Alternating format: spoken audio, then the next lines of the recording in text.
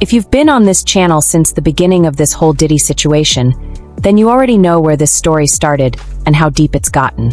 When the news first broke, when the raids hit both of Diddy's homes in Florida and Los Angeles, I said it right here, and I said it with my chest. I know exactly what this is. See, Diddy's world has always been surrounded by power, money, and secrets. For years, people whispered about the things that went on behind those gates, the private jets, the secret meetings, the people who would come and go in the middle of the night. It's been rumored, reported, and documented that Diddy was more than just a music mogul, that he was involved in things way bigger than entertainment. So when I saw those federal agents swarm his properties, I didn't just see a raid. I saw a move, a calculated one. I said to myself, they're not just after Diddy, they're after information. And now, fast forward to where we are today. Diddy's been sentenced. We know how long he'll be behind bars. We know he's trying to get transferred to Fort Dix. But what's really shocking is what came next, because Diddy signed a piece of paper that changed everything. He basically said, fine, you want it? Take it. All those properties, all those items, everything they seized from those raids, he gave it up. And what's inside those items, that's where the story gets dark. Because we're not just talking about jewelry or luxury cars. No, we're talking about something that holds power, digital power. Files, videos, conversations, secrets. And when we get into the document that shows exactly what Diddy had to hand over, baby, it's going to make your jaw drop.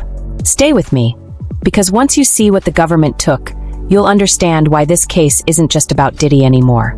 It's about what he knows, and who he knows. So let's talk about what really went down after those raids. Because once the headlines faded, once the flashing lights outside Diddy's homes went dark, what happened next was way bigger than most people realized. You see, the documents that came out later tell a story that's almost too wild to believe.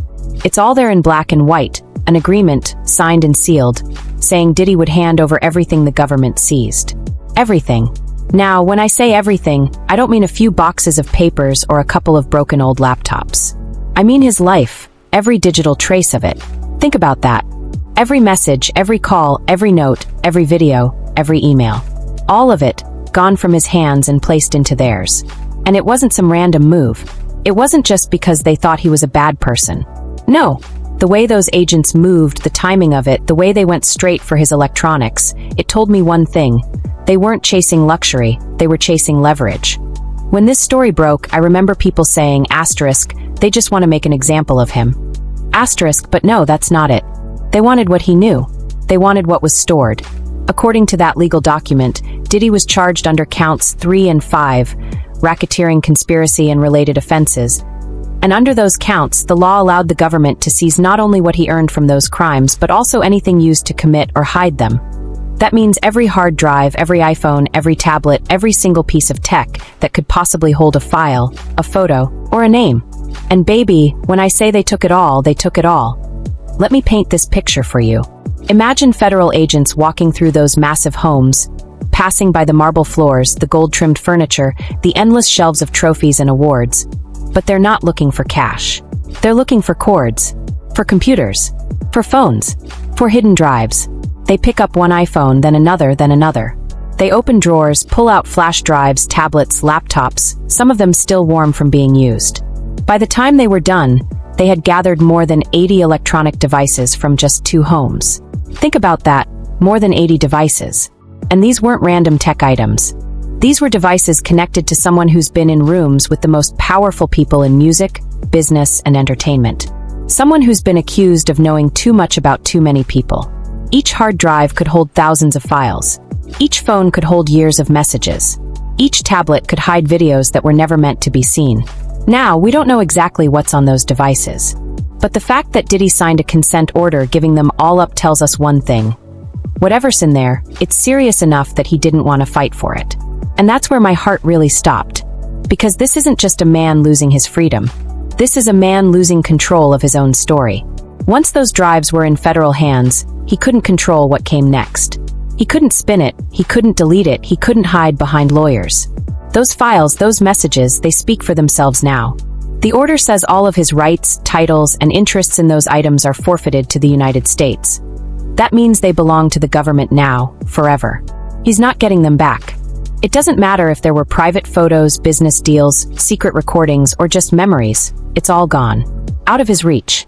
Let that sink in for a second.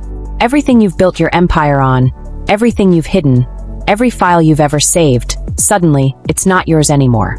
Someone else has it. Someone else decides when and how it's used. And it gets deeper. Because this wasn't some simple seizure.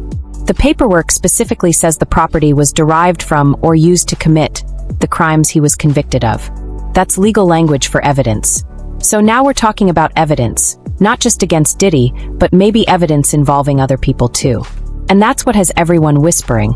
Because if Diddy's devices hold conversations, recordings, or proof involving other big names, people he's worked with, partied with, trusted, those people might not be sleeping too well right now. Imagine being one of them, knowing your voice, your texts, or your face could be sitting in an evidence locker somewhere. Now, let's talk about what was actually listed in those files, because this part will give you chills. According to Exhibit A, that's the list attached to the legal document. The government took *4 hard drives from the Los Angeles house. *multiple iPhones in different colors, purple, black, gray, each one probably tied to different numbers and contacts. *several iPads, a stack of thumb drives, and multiple MacBooks. There were ThinkPads, desktop computers, and even digital DVR systems, the kind that record security footage. They even found smartwatches and burner phones. In Florida, it was the same thing. iPads, laptops, phones, flash drives, a few tablets, even about $9,000 in cash they found at a hotel. It's a digital mountain. Every single piece of that could contain data, backups, photos, messages, recordings. When I saw that list, I said out loud, they didn't come to take his things. They came to take his truth. And you know what's even crazier? When the trial happened, the public only saw a few videos. Just a few small glimpses of what the government showed the court. Clips involving Cassie, moments of abuse, snapshots of his darker side. If those were only a few, can you imagine what's still hidden away? 80+ devices. That's not random. That's years of material. Evidence, memories, maybe leverage. And here's where it hits the heart, because when power like that falls, it doesn't just crash quietly. It takes pieces of other people with it. There are probably folks right now, celebrities, executives, influencers, praying that their names never show up in those files. Because one thing we've learned over and over again is that secrets don't stay buried forever, especially not digital ones. That's why this story feels so heavy. Because it's not just about a man losing his freedom. It's about an empire crumbling from the inside, one file at a time. And I know some people are watching this thinking, well, maybe he deserves it. Maybe he does. But it's still tragic to watch a man who built everything, fame, family, fortune, lose it all because of the choices he made behind closed doors. Those hard drives aren't just metal boxes. They're a mirror, reflecting everything he tried to keep hidden. And maybe that's why he didn't fight back when they took them. Maybe he knew that fighting would only make the truth come out faster. Still, I can't help but think about the people who might be caught in those drives. The ones who had no idea their moments, their words, their images might end up as part of this massive investigation. Can you imagine how many stories are trapped in there? Messages between artists, producers, friends. Videos from parties no one was supposed to film. Notes, screenshots, maybe even evidence that connects to cases we don't know about yet. It's chilling. And that's why I keep saying, this isn't over. This story isn't finished. Because information that powerful doesn't just disappear. It gets used. It gets traded. It changes lives. Now, Diddy might be sitting in a cell somewhere, signing papers and accepting his fate. But out here, in the world he left behind, those files are ticking time bombs. Somewhere, someone is sorting through them, analyzing them, piecing together a bigger puzzle. And I don't know about you, but I can feel it in my gut. We're going to hear more about what's inside those drives. It might not be tomorrow. It might not even be this year. But that truth is coming. Because if history has taught us anything, it's that the truth has a way of finding light, even when people try to bury it under power, fame, and fear. So yeah, maybe this is Diddy's downfall. But maybe it's also the start of something bigger. The unraveling of stories that were never supposed to see daylight. What's done in the dark always comes to light. And right now, that light's starting to flicker on. Hold on tight, because the next chapter, it's going to change everything. So now that the truth is starting to rise, the question becomes what happens next? Because when someone like Diddy falls, the shockwaves don't stop at his name. They move through every person connected to him. Every friend, every artist, every business partner who ever stood close enough to be touched by his shadow. And make no mistake, this wasn't just a simple fall. This was an empire built over decades, power, music, influence, crashing down piece by piece. When the documents dropped, people couldn't believe it. Fans who grew up on his music, on his legacy, on the image he built, they were heartbroken. They didn't want to believe that the man who gave them some of the most iconic moments in music could also be the man standing at the center of something so dark. You could feel the confusion in the air. Social media exploded with reactions. Some people were angry, others were sad, and some, they just felt betrayed. One person tweeted, "It's like finding out your favorite childhood hero was the villain the whole time." And honestly, that's exactly what it felt like. Because for years, Diddy was everywhere, smiling, celebrating, hosting, inspiring. He was the guy that made people believe success could be fun, flashy, and fearless. But behind that smile, behind the champagne glasses and the parties, something else was happening. Something darker. Now, as he sits in that cell, surrounded by the silence that money can't buy his way out of, the noise outside keeps growing louder. Everyone wants to know the same thing. What's really on those drives? And that's what's haunting people. Because if even a fraction of what's on those devices ever becomes public, it could change everything we thought we knew about Hollywood, about power, and about the people who control it. You can almost feel the fear in the industry right now. People are deleting old photos, scrubbing old posts, distancing themselves from his name. They're scared, and they should be, because secrets this big never stay buried. Not forever. But here's the emotional part. Underneath all the chaos, there's still a sense of sadness. Because whether you love him or hate him, Diddy was once seen as unstoppable. He was that kid from Harlem who turned nothing into an empire. The underdog who became a king. To see someone who climbed that high fall this hard, it hits different. It's a reminder that fame can make you powerful, but it can't make you untouchable. And the truth doesn't care how much money you have, how many followers you have, or how many records you sold. The truth doesn't care about fame. When those agents walked into his homes, they didn't see a celebrity. They saw a suspect. When they boxed up his computers and carried out his phones, they weren't taking souvenirs. They were collecting evidence. And when Diddy signed that paper agreeing to give it all away, that was more than a legal move. That was surrender. Because for the first time in a long time, he didn't have control. Now people keep asking, why didn't he fight back harder? Why didn't he try to stop it? But maybe he knew that fighting would only make things worse. Maybe he knew there were things in those files that could destroy not just his name, but others, people he once protected, people he once feared. And maybe, just maybe, giving it all up was his way of saying, I'm done hiding. Still, there's another side to this story, the victims. For years, people like Cassie and others claimed they tried to speak up, only to be silenced, ignored, or paid off. Now, with all of this out in the open, their voices sound louder than ever. You can feel the emotion when they talk, the pain, the exhaustion, the relief that maybe finally someone listened. And that's what makes this moment so heavy. Because while some are mourning the fall of a legend, others are finally breathing after years of silence. It's like watching two worlds collide, one crashing, one healing. But the question now is, what's next? Because once the dust settles, once the headlines fade, there will still be people left to face what comes next. The truth always leaves scars, not just on the guilty, but on everyone who stood too close. People inside the industry are already whispering that more names are about to come out, that these files could trigger a wave of new investigations. And when that happens, it won't just be about one man. It'll be about a whole system that looked away for too long. But here's what I think hurts the most, the silence. You notice how quiet it's gotten lately? The people who used to praise him, the ones who used to call him a genius, a visionary, they've disappeared. No statements, no support, nothing. Because when the spotlight turns from gold to gray, that's when you see who really stands beside you. Diddy once said in an interview, "If I ever fall, I'll fall on my back because at least I can look up and get back up." But this time it feels different. This time, it feels like he fell into something deeper, something he might never climb out of. And while he's trying to figure out what comes next behind bars, the rest of us are left wondering what happens to the empire he built. The businesses, the music, the legacy. Will people still play his songs? Will they still celebrate his name? Or will he become another cautionary tale? A reminder of how power, when unchecked, can destroy everything in its path.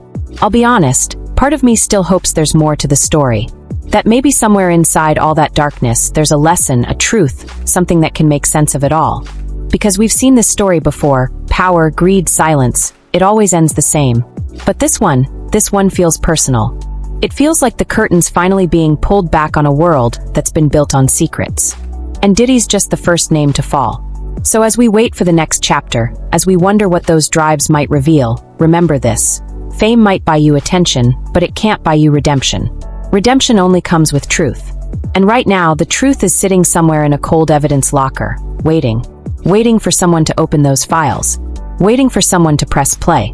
And when that happens, when those secrets finally come to light, everything we thought we knew could change in an instant. Because this story, this isn't just about Diddy. It's about power. It's about accountability. It's about the dark side of success that no one wants to talk about. He once lived for the spotlight. Now that same light is exposing everything he tried to keep hidden. And that's the tragic beauty of it all. The same world that built him is now tearing him down. Maybe that's justice. Maybe it's karma. Or maybe it's just the universe finally balancing the scales. Whatever it is, it's here.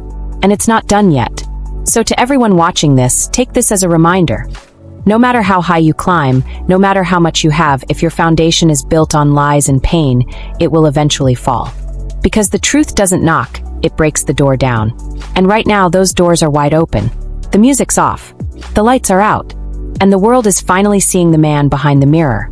When the doors closed behind Diddy that day, it wasn't the sound of metal that broke him. It was the silence. For the first time in decades, there were no phone calls, no studio sessions, no parties, no cameras flashing. Just silence. And in that silence, the echoes of everything he had done. They say prison changes people. But for Diddy, it wasn't just about the bars or the walls. It was about the weight of knowing that the empire he built outside was collapsing while he sat inside, powerless. Every empire starts with a dream.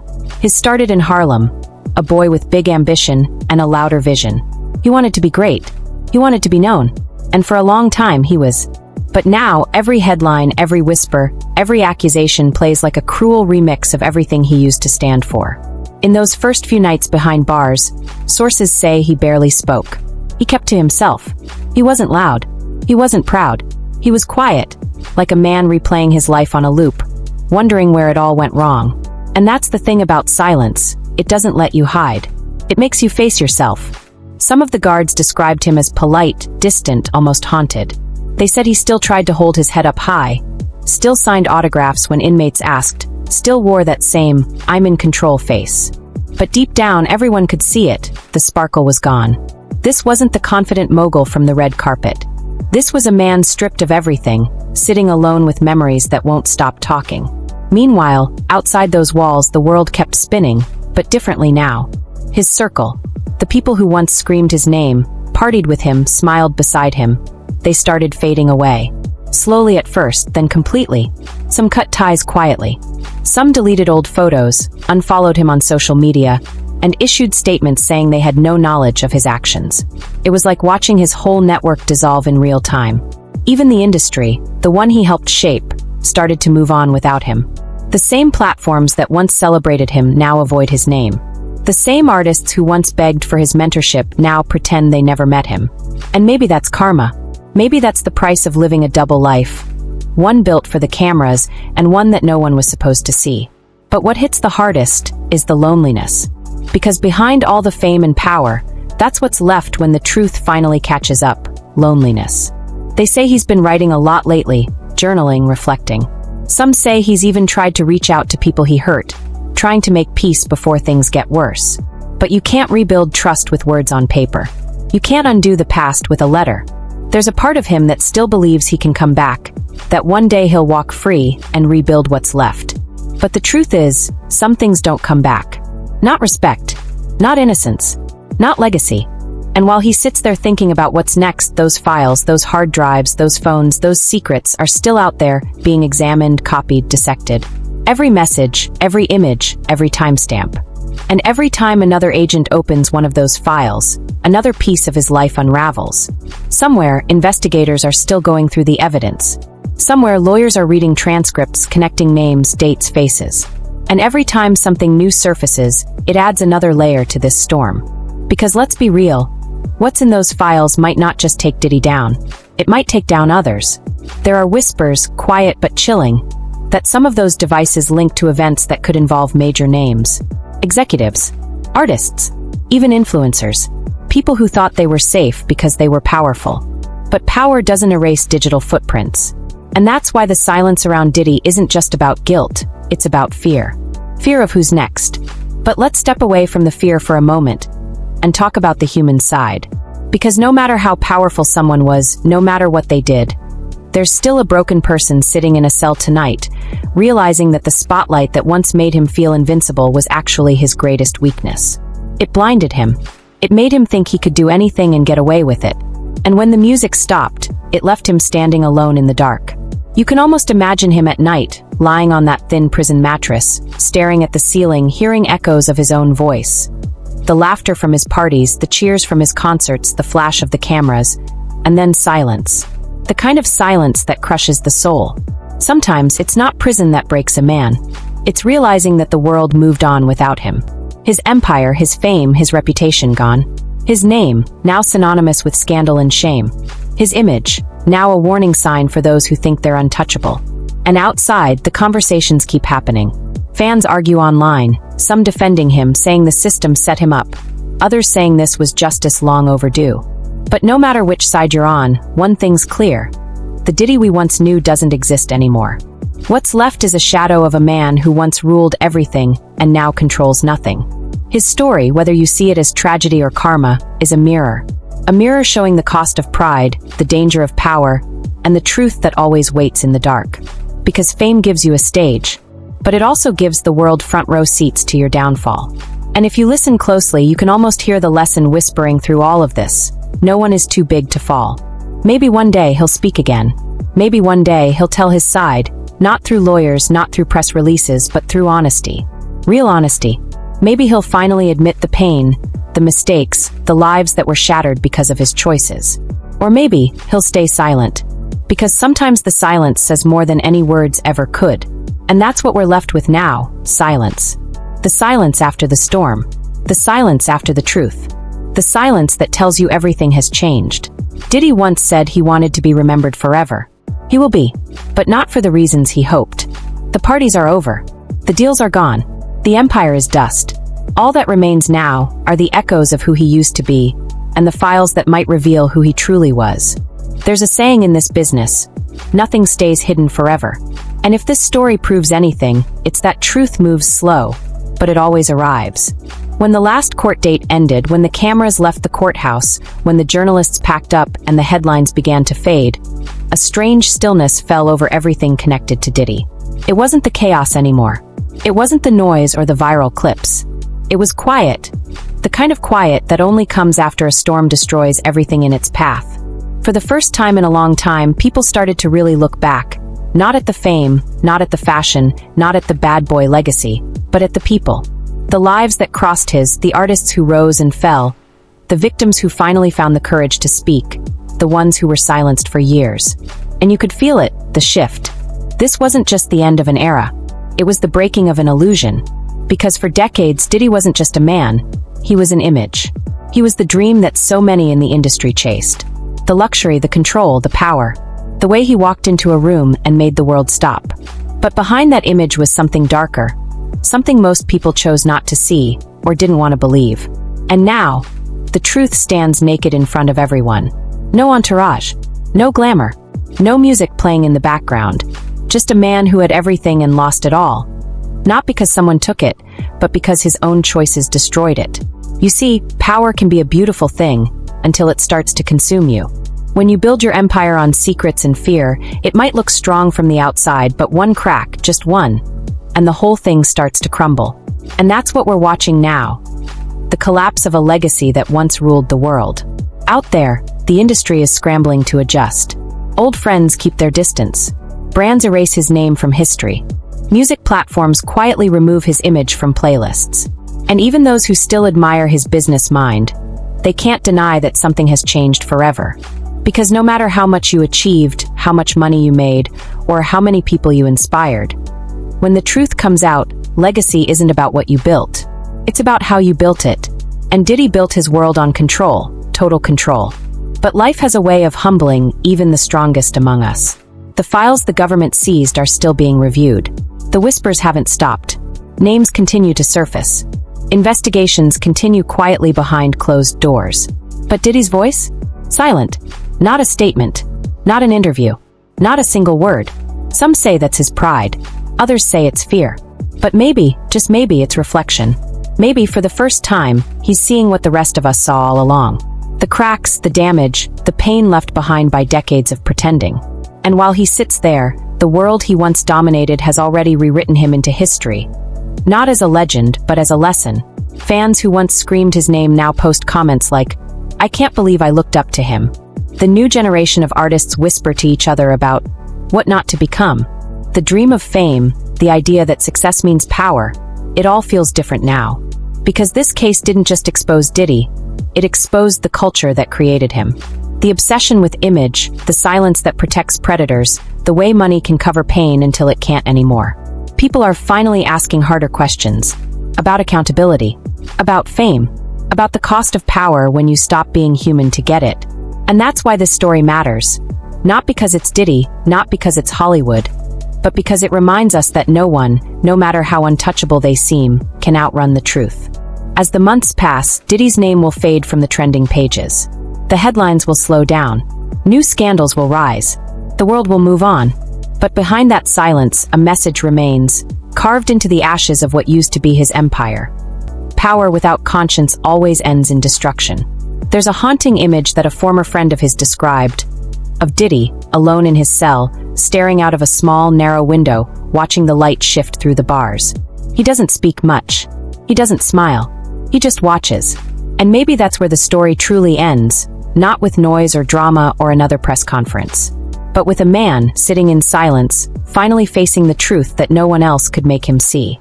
Because in the end, the fame fades. The applause stops. And all that's left is the person you really are. So maybe this isn't just the fall of Diddy. Maybe it's the rise of awareness, for those who stayed quiet too long, for the people who thought no one would believe them, for the dreamers who think fame will fix the emptiness inside. Maybe this is the wake-up call the industry needed, to stop glorifying power and start demanding humanity. And as we close this chapter, remember, it's not about celebrating someone's downfall. It's about learning from it. Because behind every headline, every scandal, every downfall, there's a truth waiting to be seen. And sometimes that truth is ugly. But it's still necessary.